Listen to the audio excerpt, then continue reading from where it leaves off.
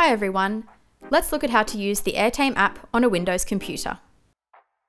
Open the Airtame app and select Share Screen to mirror your full display. Enter the PIN code that appears on screen.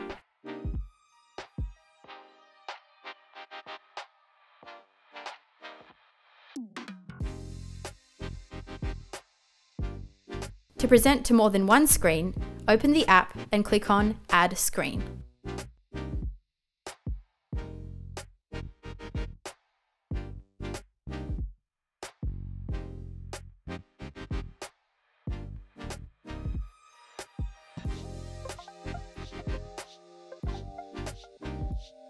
Before sharing a video, make sure to click on the audio icon so that sound plays from the display speakers instead of your computer.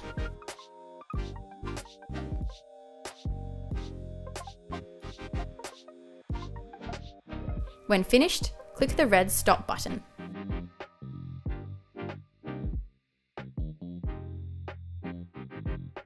To share a single app, window, or document instead of your full screen, click on Share Window. You can always switch between window and screen sharing during your presentation.